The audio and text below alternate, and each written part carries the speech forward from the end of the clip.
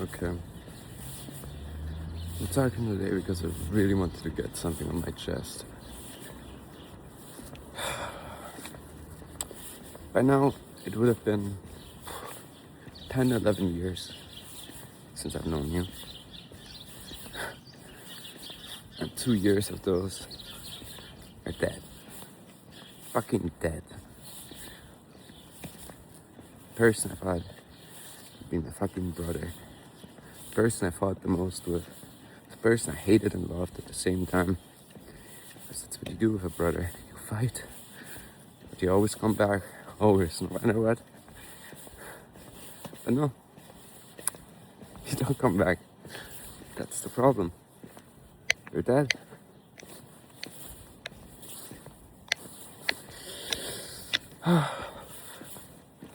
Every day, I think. Every day, I wake up with the thought, okay, today is getting better. Every day, I feel more numb. And no, I don't even have friends to discuss that with. And I don't want to bother my partner every day with the same bullshit that she has to deal with since 2 years. Of me waking up screaming this or that. There's enough problems to deal with me than that I have to repeat the same thing over and over again. But still, I wake up and look at my phone and I think, am I having a voice message to have? Did I get a call? Did I get a text message? No. It's so deep in my brain. Because no matter what, we always found a way to text each other, no matter how far we were gone, no matter what. Either me, or you, always. Hi, what's up? Come by. Even though the odds were stacked against me because everybody else hated me, you never did. Which I didn't understand. Even when I hated myself so much that I pushed everything else away, you didn't. You made fun of me as a joke. Let me know that. But that's gone. Like everything else, gone. So, nearly 11, 10 years, I don't know. Since that day, I will never forget that I met my best friend.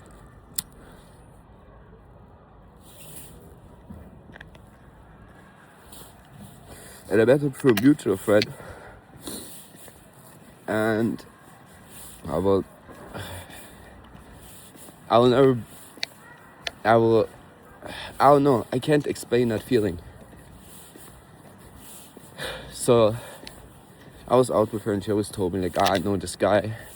He's like exactly like you. And I was like, I doubt that. And then we met up and the first thing was like, you look so ugly, you're retarded. And we just laughed at each other. Like, imagine those are the first words you hear. Like, you fucking make fun of each other. And like, we threw sticks at each other. And then we were like, okay, tomorrow come over, you pop Molly. And I was like, fuck yeah. And throughout that night, throughout that day, which I remember so vividly, I came to him, he introduced me to his mom, which I'm still in contact with. Shout out to her. Great mom. Yeah, he introduced me to his cat. A cat so fat I've never seen before. And one of his other friends, and one of my friends that I brought that freaked out that day, but that doesn't matter that much. So, he had like 100 mollies laying on the table and was like, okay, let's start.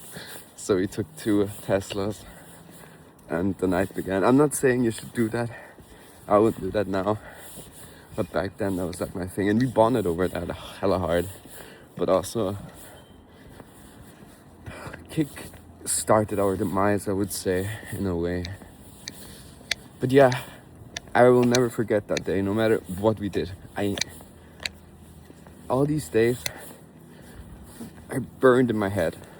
Conversations, like sometimes I wake up and I just see those conversations in front of me, or hear them, you know. I'm like, God damn, why didn't I react differently? But in the moments I had, I don't know. Like, we were like 3-5 months in our friendship. Sounds like a relationship. I'm sorry, it sounds very homoerotic. It isn't. But 5 months in, we went into a club. Took Molly before. I think we still had like of those 100. I haven't taken Molly since like I think 8 years, 7 years. I don't know, long time. And well, I took so much and put them in like a drink, and it is undrinkable, obviously. And the train stopped because a tree fell on the fucking tracks. So we had to be evacuated, and I was so fucked up. I was scared to drive with the fucking firefighter, so we had to wait another hour because I was terrified, shaking in there. But he was like, yeah, it's okay, we get to that party. And we did, and it was shit. The party was absolute trash. Though, we sat outside, we talked the whole night, and then we walked. We took the last train or something, and then we walked up there, took so many stops, talked about so many things. And after that, I stayed at this place like weekly. It was like a month. It's like my second home, you know? And all of that gone.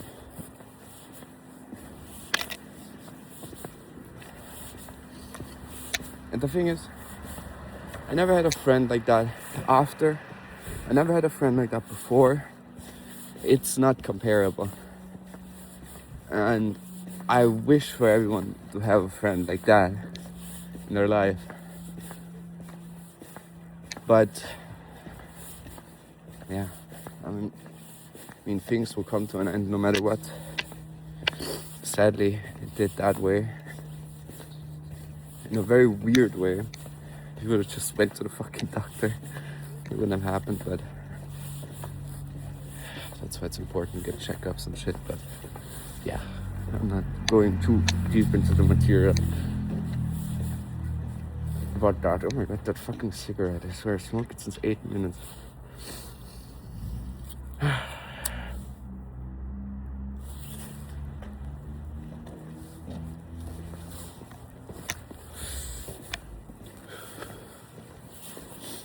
So, okay, yeah, it's now 2 years officially, 2 years and a month or something. A little bit more, I don't count the days, but the second year was weirdly the hardest. The first, I was like, I don't know, with all the layers of grief, because I've had so many friends pass away, but with that I actually hit the layers of grief. Before I cried one day and visited their graves, this, that. But with him, I go to the grave and I fucking bawl my eyes out, like hysterically. But yeah, as much as I'd wish for everyone to have that experience, to have a friend that's always for them, there for them, no matter what, I would never wish that upon anyone to fucking lose that. And yeah, life has not been the same since, no matter what. I'm trying to just live a normal life as much as possible, you know. Keep his legacy on, even got snake bites again because of him. But No matter how much I try, it's not the same. I don't care about anybody else. I mean, I care about my partner, of course, and my family. And I care about his family dearly. Of course. Those are the people that, you know. But friends, it all drifted away after that. It was just, and it's not that I want to talk to many people. Like, yeah, I have one homie that I will always talk to, of course. Too much history with him too.